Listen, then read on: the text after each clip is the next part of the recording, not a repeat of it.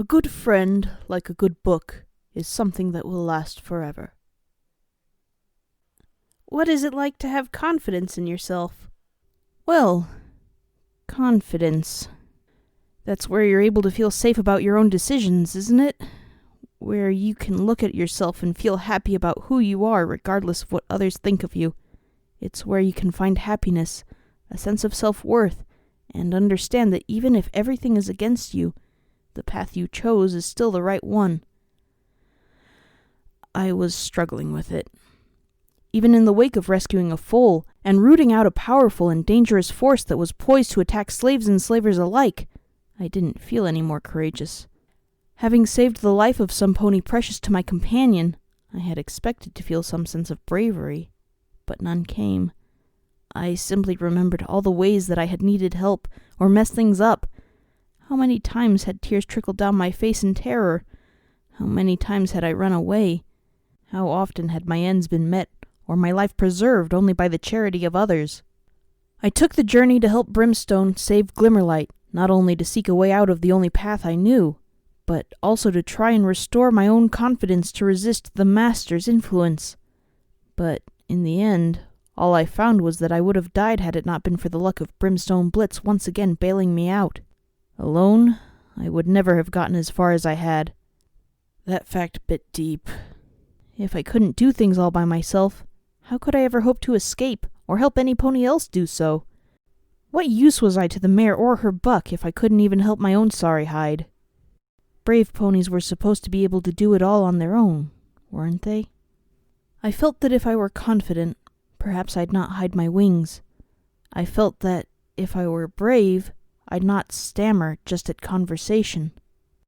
Not to mention that every time I thought of going back to the mall, to be within reach of the Master, my Master, I felt nothing but a chilly panic. I knew that I would do anything he asked of me. Would a confident pony feel that way? I'd bet not. There were a dozen things, really, from being worried about what others thought of my wings, to my instinctual loyalty to the Master, to even the embarrassment of people seeing my more personal drawings. Really, would a confident pony feel any of that? I didn't think so.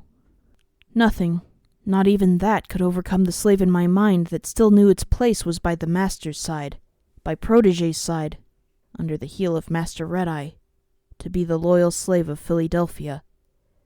I was fighting a losing battle, trying to be like I thought brave ponies were, that you had to deal with it yourself, or you weren't brave. In some ways, I missed the clues I'd already been given by others as to what I was lacking. But when I looked at others, I always wondered, where does their confidence come from? What made them feel good about themselves when they didn't feel it inside? Whatever it was something I knew I badly needed. Finally, mercifully, I could rest. Protégé had given me a few hours free to recover in the hospital ward while the healing potions and Radaway worked their, rather literal, magic on my body. Apparently, being involved in rescuing one of Red-Eye's foals was enough to have gotten me on the protected slave list for treatment. Yet, as I stared across the bed at my 4th Radaway sachet in under an hour, I reflected that this perhaps wasn't the best outcome in the world. For every 3 I drank, one seemed to come back up. I had complained, not whined, at length to Dr. Weathervane about my fears of my body beginning to reject Radaway. Eventually, he had called me a little fucking earache and hit me on the head with his clipboard till I agreed that I was talking nonsense. Even so, looking at the sachet only reminded me of how I'd have to get used to the taste. I'd be living with it for the rest of my life in this city now. Curling up in the thin satin blanket, I felt myself shivering as the sounds of the hospital washed around my peripheral hearing. I had to keep myself from thinking on that. The condemnation to an incurable illness that would affect me every single day. How did you get over such a thing? I couldn't. But to avoid myself falling into a pit of despair, I pulled across my journal and started flicking through it. Carefully, I searched backwards until I found the last one I remembered. My eyes only briefly fell on the large volume of pages I had drawn upon during my early days in Philadelphia and before. No, I didn't ever want to see them. I'd forgotten what was on them, and reminding myself could never be good. I'd thought that a chance to calm down, leaf through sketches, and think for myself might help. It might settle things, allowing me to calm down and rest properly. It didn't. If I'd thought ahead, I'd have realized I was making a mistake. Not since the pit had I had a proper chance to reflect, to simply think and realize how much of my life had changed in just a few days. From those original hours of awakening to realize I didn't have to be a slave, through the desperate attempts to stay alive and escape Philadelphia, meeting the Master and the mysterious intentions of Protégé, fighting alongside a raider warlord against ghouls and breaking rules left, right, and center to do as I needed. I had been shot! I could still see the scar if I lifted up my blanket and... Oh, goddesses, I really was thin there. My stomach gurgled and ached in response. Low energy levels were making me shiver all over. How had I gone this long? So many eventful incidents. More activity in those few days than in over a decade of slavery. What was I supposed to worry about? The Master? My illness? Escaping? Protégé? Barb's demands? Or was it even just that I hadn't seen the mare since... Did she even know I was alive? So many threads. So many things all at once with no chance to digest it. With no hope to digest it. Even drawing was still new and eventful to me. I wished I had some pony I could find comfort in. But there was no one. The DJ couldn't hear me. The mare and little Pip were gone. And Brimstone wouldn't care. I couldn't do this by myself. But I was alone. Alone and lonely. How could I deal... I couldn't. I pulled the blanket over me, feeling the emotion all welling up, too much of it with no outlet. I couldn't draw, and nothing was on the radio. Burying myself within the musty satin, I just curled up and prayed that by the time I had to come out, it would all be better. Even Dr. Weathervane's foul attitude couldn't push itself hard enough to insult me in the state he found me in. I heard him trot in and sigh as he saw me, a quivering little shape under the covers, with damp stains near where my head was. He stood quietly as though unsure how to approach this. Eventually I heard a second, more reluctant sigh as he shook the bed with a hoof. We've got incoming wounded from the Flamer Fuel VAT teams. Bloody unsafe walkways. No Lunadam consideration at all. We'll need the bed in 10 minutes. Saving lives and all that shit. You understand? He must have seen a section of the blanket shift as I nodded under it and sniffed. Silently, I thanked him for allowing the 10 minutes. Right now, it felt like another eternity to pretend nothing was wrong. That, when I came out, I'd find a nice repaired Philadelphia, sundial and sky dancer waiting to be friends in the lobby, clean floors to trot on, and fresh air to breathe. Screams and wails of agony came from down the hallway. I heard them. I tried to block them out. They didn't exist outside my fantasy. No. I'd wake up and everything would be fine. Under the blanket it was all safe. Even as I heard the burn victims approaching, and the shout from Weathervane for all non-critical patients to vacate, I tried to just pretend it wasn't there. Another 10 seconds was a long time, right? But I just couldn't stop shivering, even as I felt myself compelled to obey him, to crawl out from under the blanket and begin the long trot back to the mall, to go back out into the crimson hell I was still part of in the bleak, harsh industry of Philadelphia. A hard, leather-armored earth pony of dull yellow awaited me outside. As I trotted past with my head lowered, he spat out his cigarette and spoke up. "You, number 7. The Master wants you to report to the Flamer Fuel factory. Emergency replacement of slaves needed. Sent me to catch you when you came out." I trembled, trying not to collapse and cry out loud on the spot. Why did I have to be the one who cried at everything? Why did the Master choose me? He wasn't being fair. Why did I have to be the target of his attentions? But I'm to go back to the mall. Protégé said... "Fine. I'll go tell Shackles you refused then." He turned to trot off without so much as a care in the world, coughing from either his own cigarette or the smog that drifted across from the copper mine refinery nearby. "No! Wait! I'll do it." Good little slave. He knew he could rely on you. The slaver gave me a sick grin and trotted off toward the mall, while I turned to get right back to the daily grind of being a slave. My back was aching. The master's post was not a fun one. Well, when were they ever? But this one was worse than most. Set within the giant refinery for Master Red-Eye's ambitions for flamethrower fuel, I was given the task of trudging various mixes of chemicals around slung over my back, only having just enough time to hide my pit buck in my saddlebag. The buckets either side of my body probably each weighed as much as I did, making it a slow and back-breaking effort to lug them to each of the giant vats. On arrival, I was to tip them in and hope that there was no refined fuel to take back. If there wasn't, I was given the merciful minute, where the buckets were empty, to walk back and get more. If not, it was an immediate refill and another long trudge to the storage tanks. But worst of all was the smell.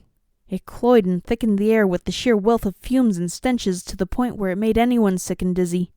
Some slaves claimed you could get high on it, and I wouldn't be surprised. I'd seen more than my fair share of minor hallucinations already in the few times I'd been sent here. The noxious fumes got into your head in a bad way and made every sense feel stuffy. It was in this very refinery that I'd gained my rad sores, when I'd thought I'd seen my mother through the crowd and ran to her.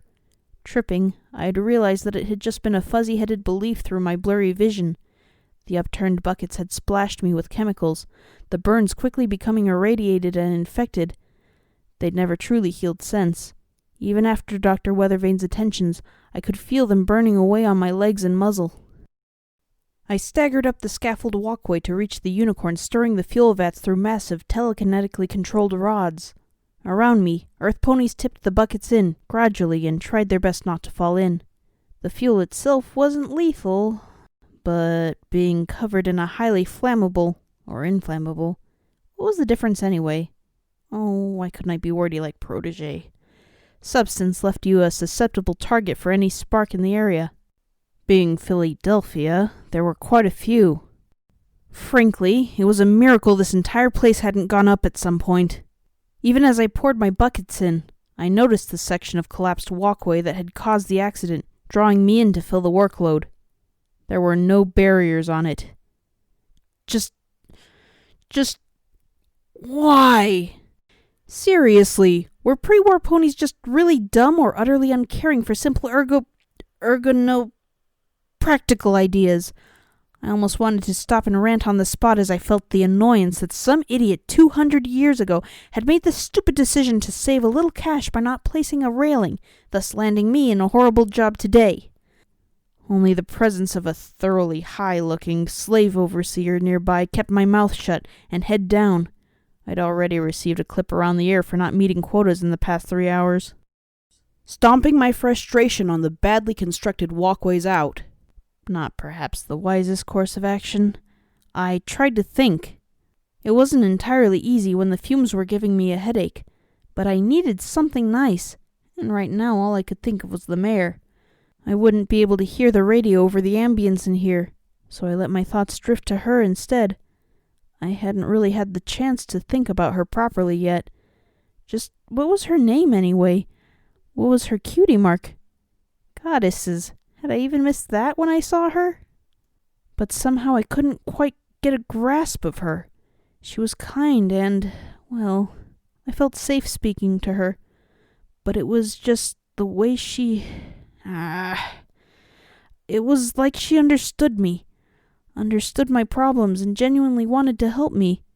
I felt relaxed, more comfortable in my own skin when I had spoken to her. Was she just a natural at helping others? She was the only pony I truly trusted in this entire city. Probably more than I should given how long I had known her. There were so many questions I wanted to ask her. My mysterious mare. The gurgling of the thick, gel-like chemical as it slopped out of the bucket only reminded me of the groaning of my own stomach as the hours stretched on. Move, collect, stumble, carry, pour, and repeat. I watched another slave try to make a dash for his fallen bucket before a slaver saw him and sent his whip flying with magic to catch the fleeing target. Squeals from ponies being scalded by chemicals mixed with the hiss of pressure cookers preparing the thick gel. I couldn't ever remember looking forward to going back to my pen, but the prospect of being near Brimstone again at least gave me something to look forward to. In the past, I had just wandered and done the job as I was asked, but now that I had a sense of wishing to be out of here, I could swear the day lasted longer. Was it day? I never could tell anymore. My head was too messed up from the fumes. With a strained heave, I turned to tip the other bucket while glancing around. My mind was drifting too much in the heavy air, thinking of what had happened, and what was to come. I just wanted to be below that blanket in the hospital again, not have to deal with any of this. But try as I might, I knew I would have to return. For one, Protégé, or he, would come looking for me. But on the other, I was simply obeying, even if it meant facing my worst fear soon. The past. I cried at skeletons. I was terrified of disturbing them from their places of passing, froze up as though paralyzed when I saw them, and worst of all, drove myself into manic fits as my mind pieced together their last moments. It was like some spirit had always left just enough clues. Or was I just observant of the past? I really, really wished I wasn't. After all, I knew my next destination would test my courage to the full extent. A stable. Crafted in the days before the balefire, they were shelters of great depth and fortitude to keep ponies safe underground for a few generations, until the world outside was safe again. That thought alone made me nearly drop my bucket. What would it have been like to live in a world where things were so grim, so dire that ponies genuinely put thought and application into those things? What was it like for Sundial, knowing his world was approaching the end? Now I would have to visit one. What if it was the one he should have been at? Would I find his family skeletons? His father? Skydancer? The sealed and preserved stable could mean anything from a dead tomb to a thriving and passionate defense by their descendants. Behind those great doors, closed and locked, lay a gateway into the past. They represented everything about the end of Equestria. Built by desperation and designed by fear, they were eternal icons of where we had come from.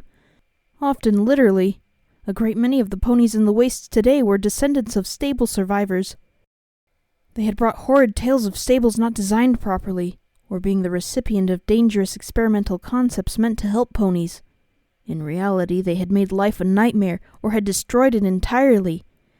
These days, unopened stables were a most unusual find, but dead stables, filled with the legacy of misguided ideas, lay open for all to see the mistakes of times long gone. Why was I so afraid of the past anyway? It was all gone. Long gone times couldn't harm me, and it couldn't affect my life other than the modern use of its secrets. But it wasn't just relics. I couldn't even face my own past, like my journal. Why did I avoid those early sketches?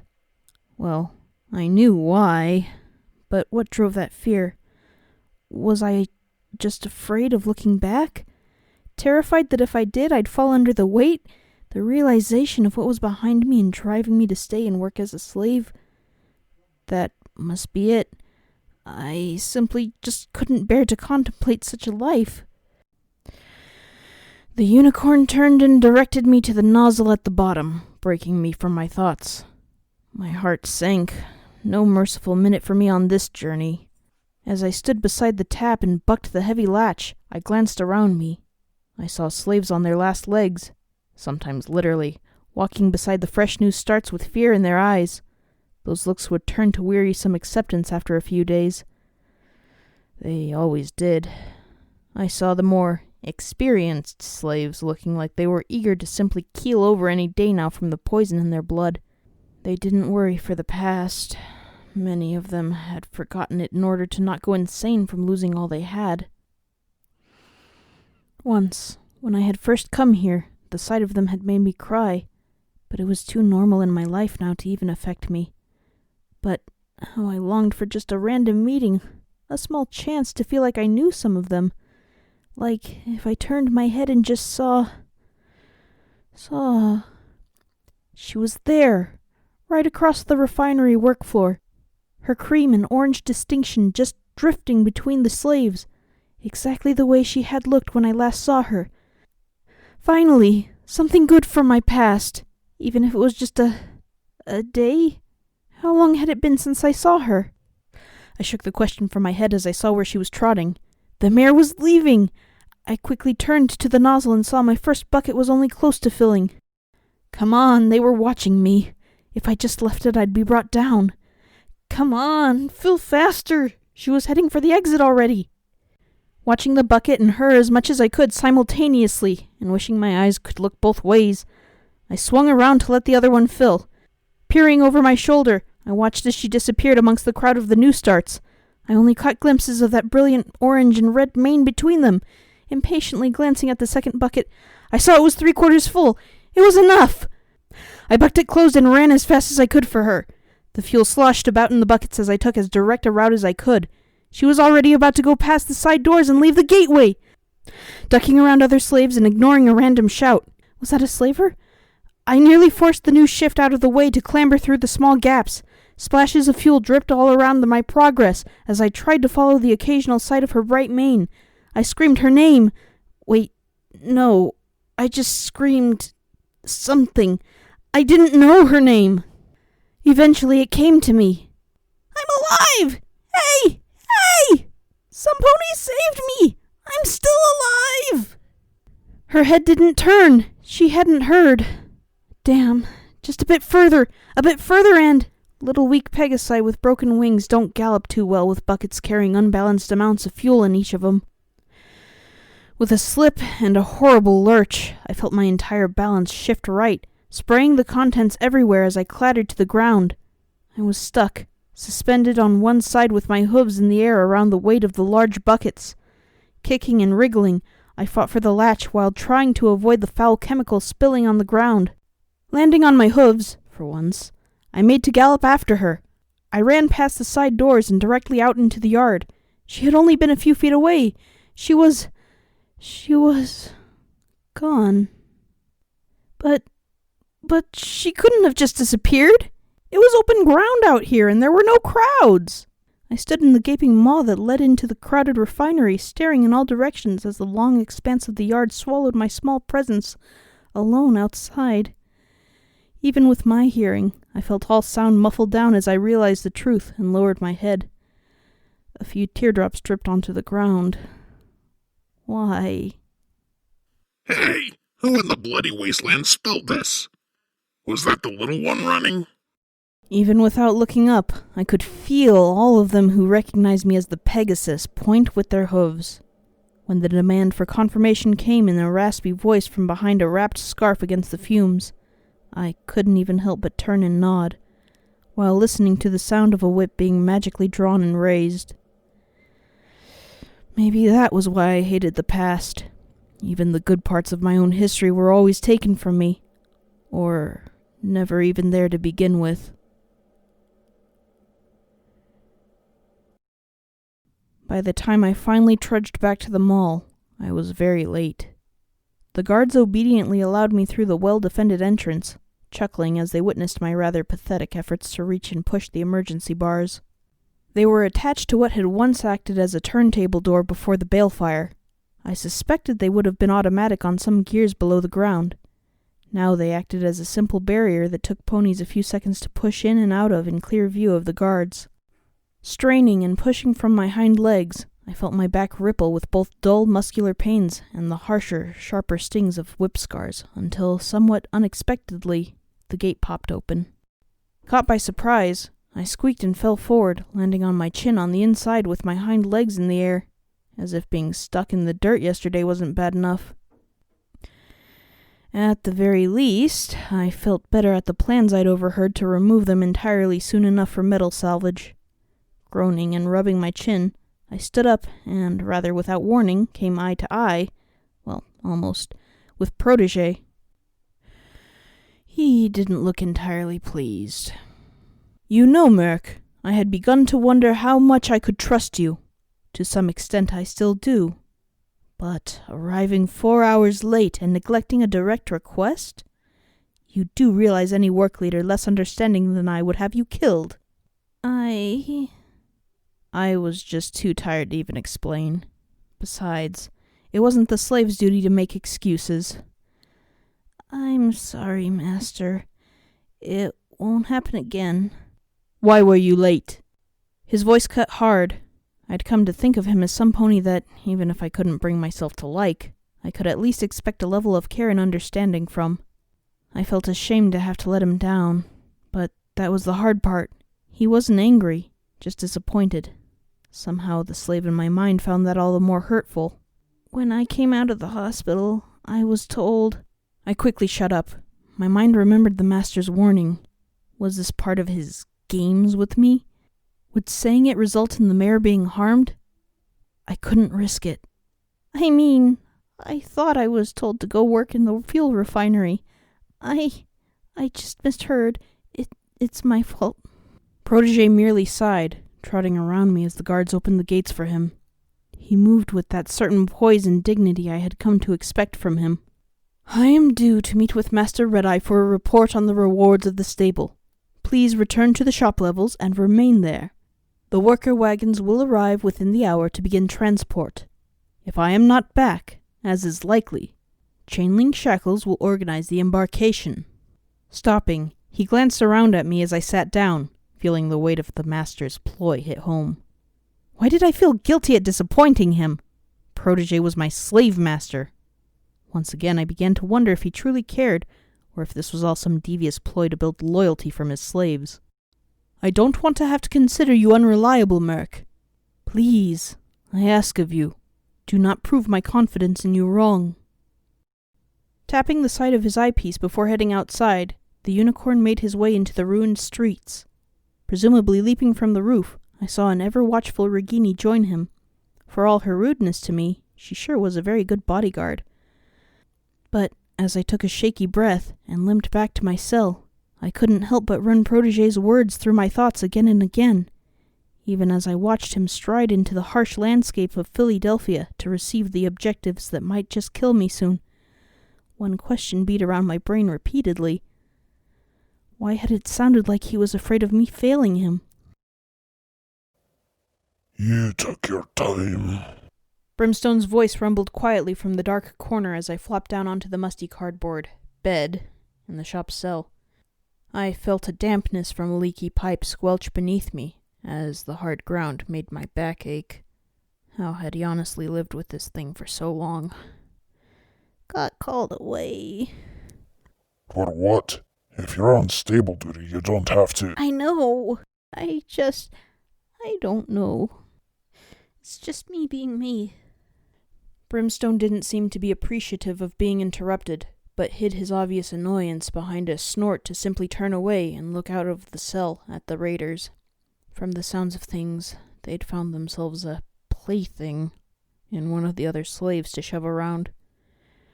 I guessed the guards, despite their repulsiveness, wouldn't allow it to go too far, but the begging to be let go from their role as a stress reliever made me shiver all the same.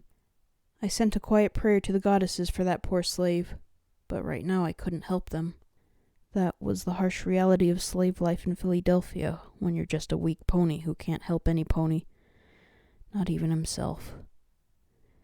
I just wanted to lie down and rest, to forget about everything that had happened, and try to forget about what was coming up in my life, too. Hating the past and afraid of the future, living only for the demands of the moment, wasn't that just the perfect description of a slave? Curling up, I tried to doze as best I could, left with little other manner to get rid of all this painful worry. It was all I could think of. I didn't have the energy left to draw, and my ears hurt too much to want the radio on. I knew Brimstone would look down on me for hiding away, but it was just too natural. Instead, he simply spoke without looking around. If it helps how you feel, Glimmer will live. We did it. Through the dark haze of my mood, my heart ignited. Of course! In all my worry about the Master, Protégé, and the mare, I'd forgotten what we had accomplished, and what was still to be discovered. A new, apparently gentle and caring pony. Glimmerlight. I couldn't hide the sudden enthusiasm from my voice, even as it broke in a fevered choke. Perhaps Barb was right to call me Philly. Oh God, why was my voice so shrill? So, she'll wake up? Aye, probably sometime soon. If not in a few minutes. Fever's gone. The rot knows his stuff. I'll give the bastard that. I couldn't quite lie still. Glimmerlight was waking up. A new pony who I'd been promised was kind and didn't judge any pony. She sounded like an older version of the mare so much that I couldn't quite suppress some genuine excitement about getting to meet her. Indeed, I thought I even felt a smile coming on. She'd be so nice and polite, just like me. She wouldn't be all rude or dirty like every pony else. Brimstone had said she wasn't. I heard movements in the back. Noting my twitching ears, I saw Brimstone stand up expectantly. Or perhaps even sooner. Nerves finally kicked in. How was I to meet her? What should I say? I had a chance for some pony who wasn't nasty at last. What if I screwed up? What if Brimstone had been exaggerating and she did have something against Pegasi? I heard hooves approaching the door to the storefront, staggering and light on the floor. Pacing from hoof to hoof, I trotted on the spot. Calm down, Murky. Calm down. It'll be fine. She'll come out and say hello and comment on how cute you are again. Yeah, she'll be just like the mare. Nice, calm, and really polite, and sweet, and gentle. There was a sudden crash of shop stands being knocked over.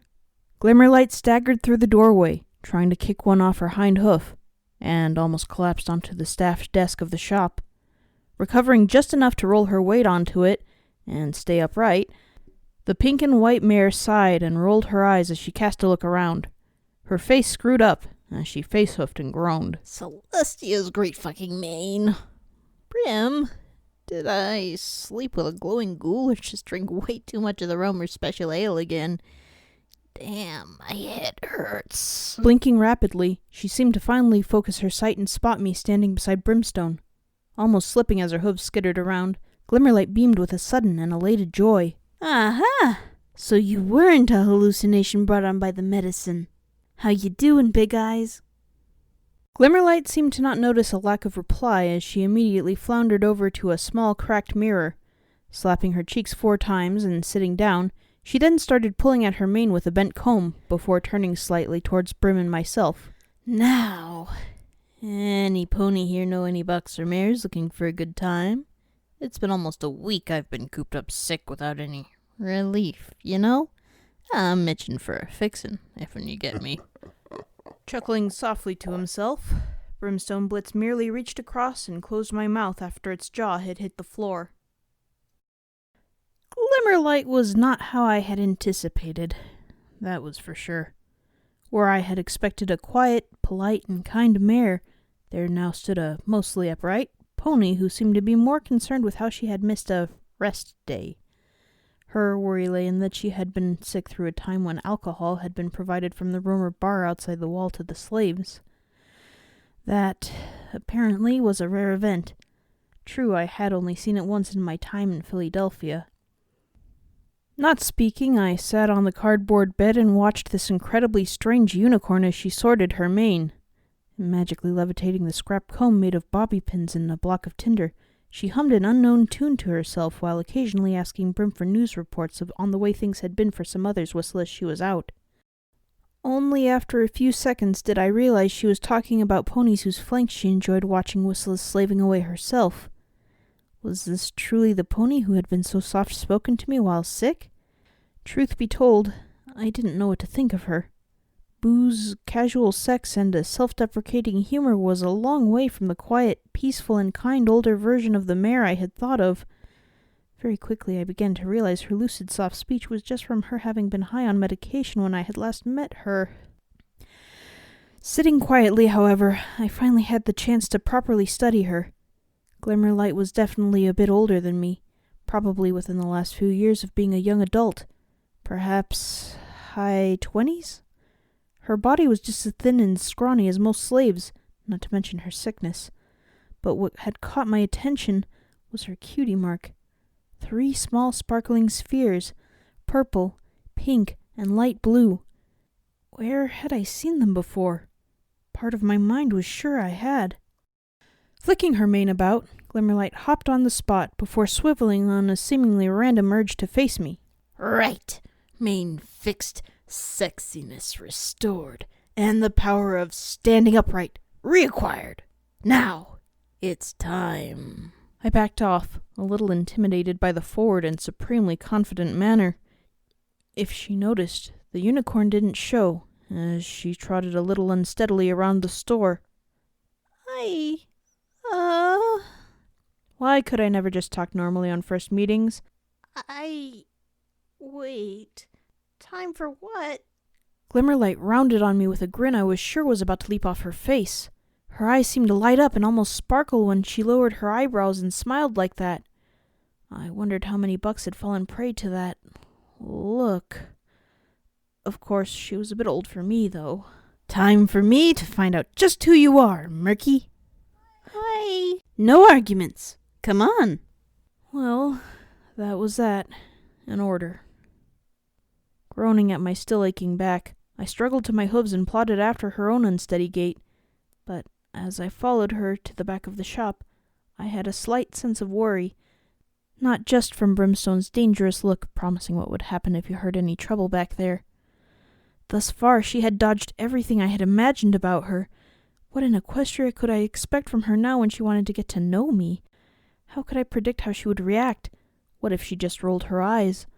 Glimmerlight had been through just as much horror as I had at the whims of raiders, possibly more. Was this how she forgave? By not caring about anything but the simple pleasures in life? Glimmerlight led me to the sofa. She hopped up and made a dramatically extravagant flop onto it. Sighing happily, she shimmied up until she was sitting on one side before motioning for me to sit on the other, clambering up with some difficulty. Why so high a seat?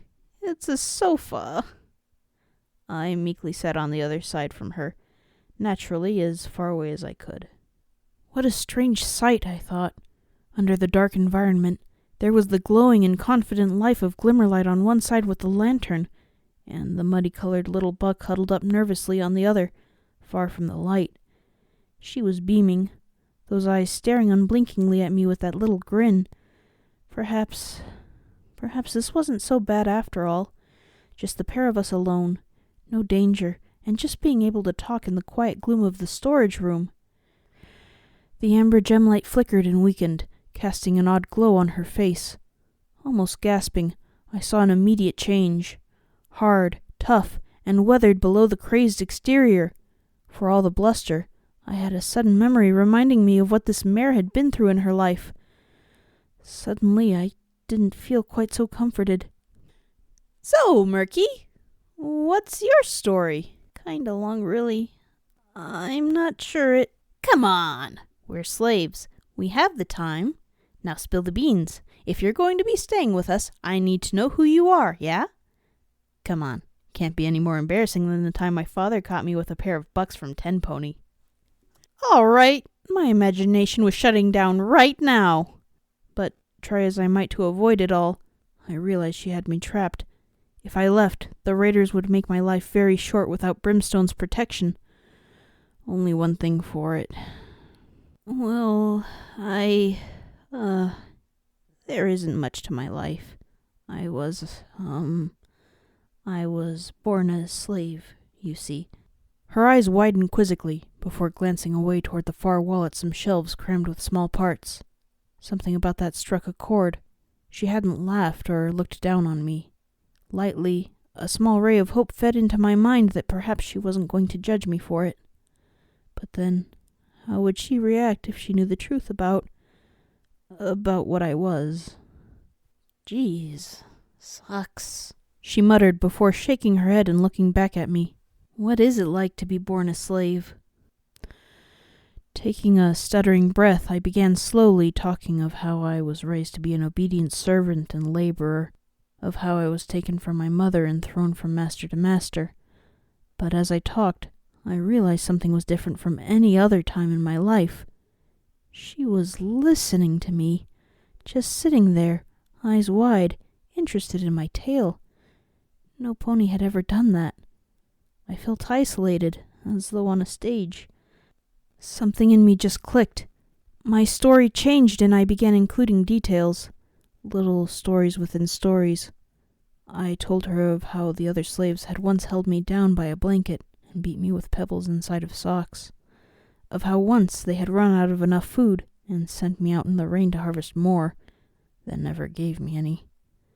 I began to sniffle as I talked of the horrid, cramped cages that took us from place to place across the wastes, and of my final, brutal journey to Philadelphia. My vision blurred as I dropped forward onto my 2 front hooves, lowering my head while I talked of drawing and hiding, and of Noose and her gang picking on me. Of how I couldn't break free of the indoctrination in my mind. I showed her my cutie mark, that hated emblem that told me what to do, and how I wanted to break its grasp on my life. Her eyes looked at it before glancing back at me, almost confused. Those sparkling azure eyes softened. Her hoof gestured for me to continue, before moving forward to rest against my own hoof lightly.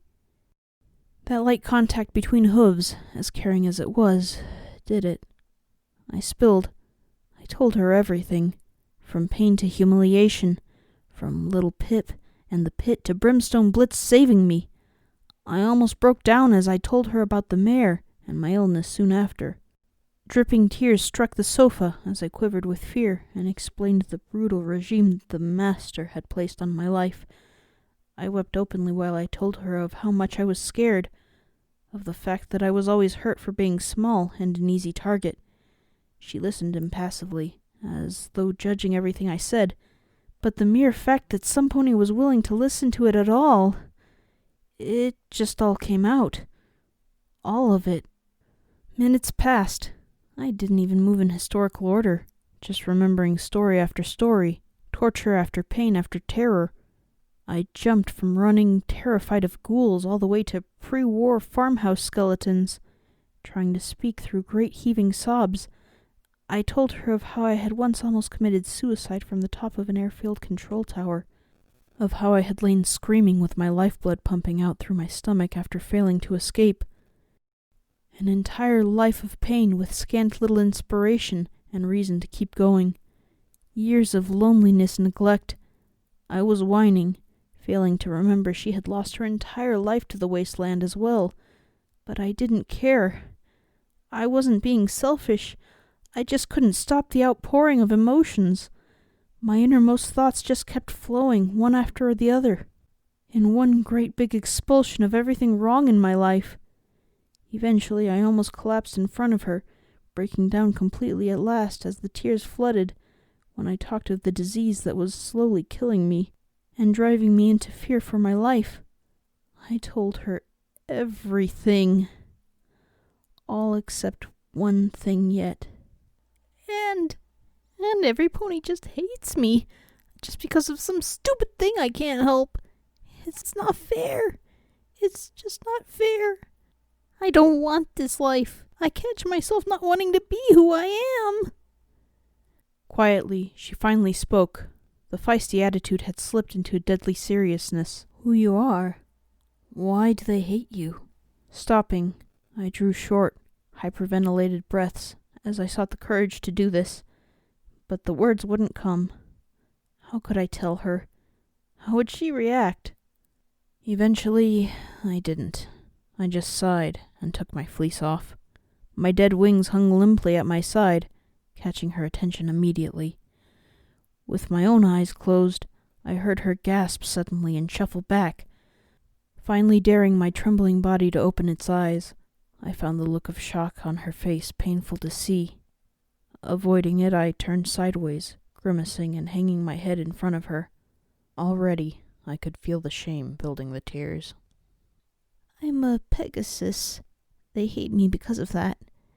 Every pony seems to. They've tried to kill me just because I'm different. Because I have wings. I just don't want that anymore. I even stood ready to fall from a tower. I was too much of a coward to go through with it. I even realized how much I'm hurting myself by thinking like that, but it's hard not to, even though I know about it now. Everything in this city, it's everything. Sometimes I just wish some pony would reach out, grab me by the neck and end it for me. I cried still, my entire life and situation laid bare. Glimmerlight didn't move, her wide eyes and open mouth just staring at the wings. Eventually she shuffled forward. You really want that? Her voice was low, steady and breathless, holding so little emotion. But the words bit deep. I'd never properly thought of it as directly, but here it was. I had never heard anyone say it aloud. I never had, not in those words. Despite my wishes to escape, despite the mare, despite everything I had done and every self-preservation effort screaming otherwise, I was just so tired. The thoughts had never left me. It was true. There was a long silence with me not looking at her. The warmth of the room had my head fuzzy and set my throat to be rough in each breath. I just sniffled and shook. Eventually, she moved. Rapidly, her hooves shot forward for my neck as I felt a great force tug at it. Then she did it. Something no pony had ever done for me since I was a foal. She hugged me. Her voice cracked, every ounce of that confident swagger hurled into emotion. No! I absolutely refuse to let you think that way. Don't ever think that you need to do that. I let myself be held, falling into the embrace and feeling my own eyes cry again as she held me, her magic levitating the ragged blanket around me. Never again. You'll never have to think that way again. I don't hate you, Murky. Oh, goodness. A Pegasus and filly. Her hooves tightened as she sniffed deeply. You poor, poor thing. I felt comfort. For once, I felt comfort and safety in some pony else. The mare had always been in passing within dangerous areas. Brimstone Blitz was an unknown terror, as much as he was a protective behemoth, and Protégé, well, who in Equestria knew what he really wanted from me? But Glimmerlight, she was different, confident, inviting, and surprisingly full of empathy underneath her incredibly casual exterior. As she finally let go of me and tightly wrapped her blanket about me, I began to reevaluate her once again. Yes, she had her rather unique style to life. That much was obvious already.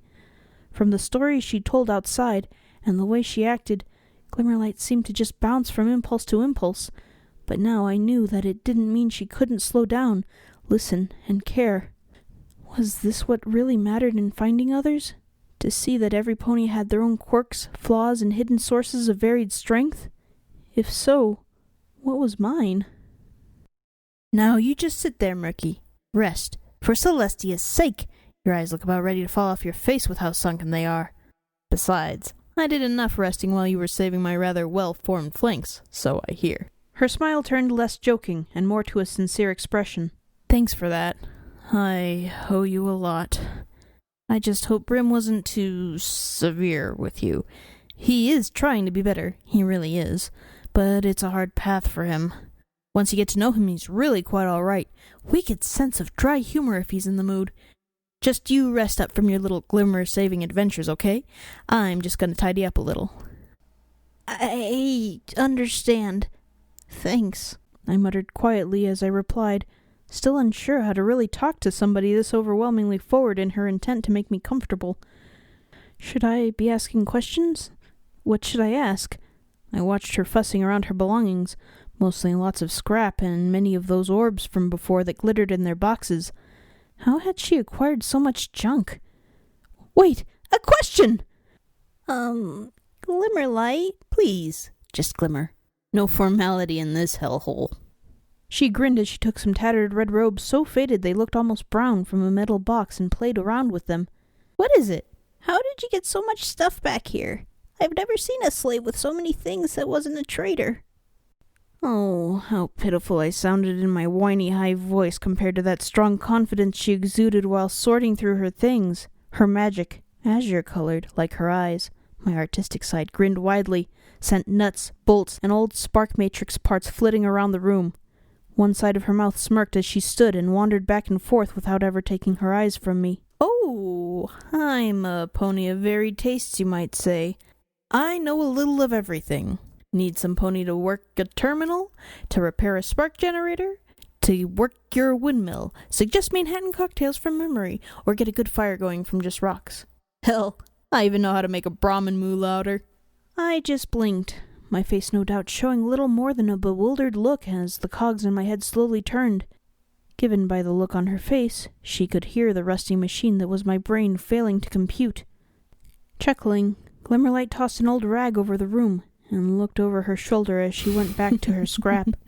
Don't think too hard on that one, Murky. You'll strain yourself.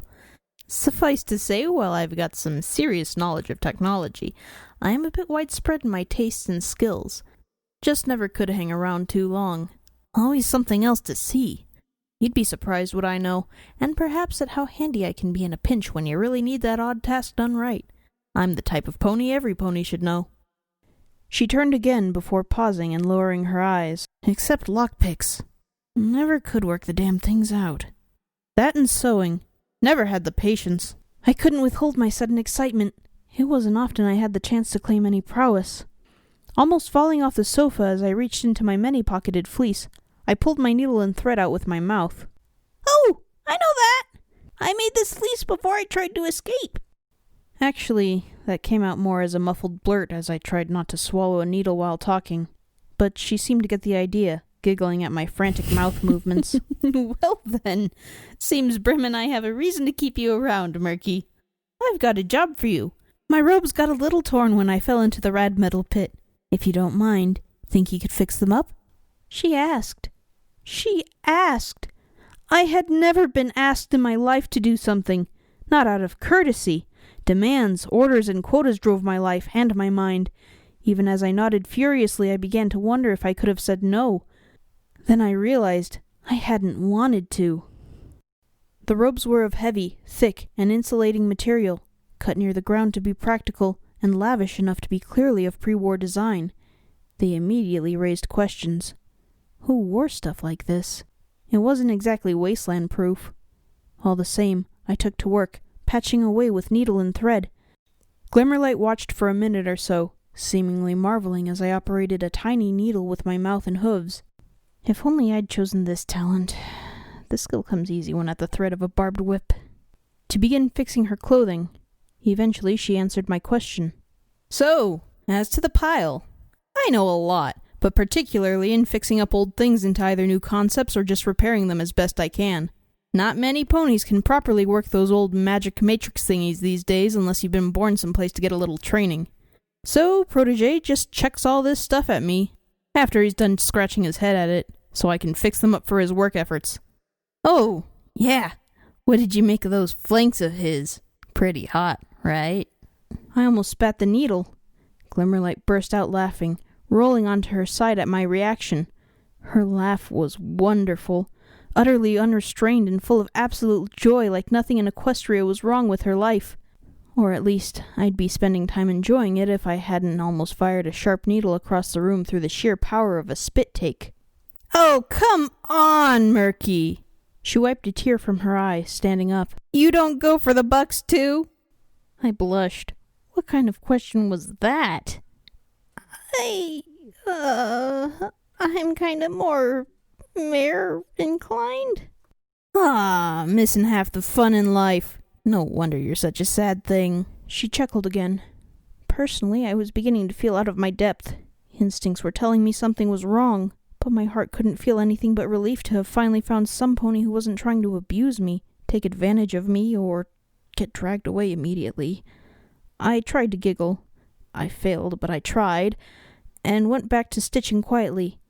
What had I found here in this mall? All my life I was the outcast, the hated, the slave, and at the bottom of the chain.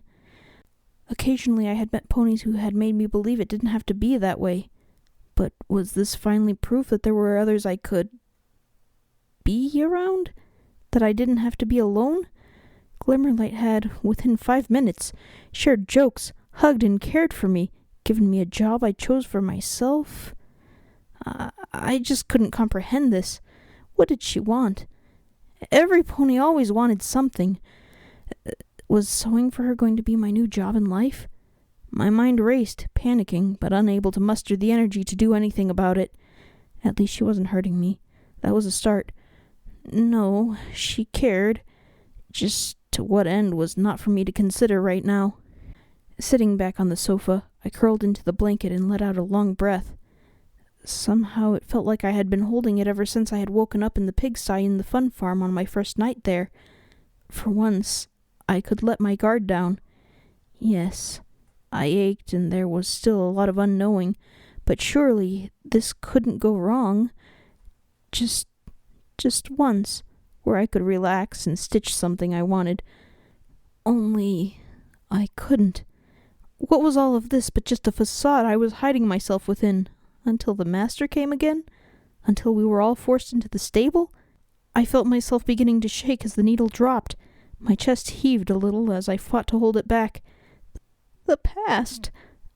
I had to confront the past more than ever before, and likely fight for my life. Goddesses, I was so pathetic. She was the one who had barely survived after her world was destroyed, and yet Glimmer smiled and kept going. I just cried and worked on this old pre-war clothing. Murky? The robe fell from my hooves, falling into a heap on the floor before the sofa. My eyes rested upon the markings, machine-stitched seams and properly dyed, if faded, colors. Who had worn it before? Where had they bought it? What would they think of it now in this dark place? My hooves shook, the thread falling as I pulled the blanket around me, turning my head away from it with a whimper. "I'm sorry," I sniffed deeply, wiping my nose with a hoof and avoiding her look. Pre-war stuff and the past. I don't know. Something about it just makes me well up and... Shh.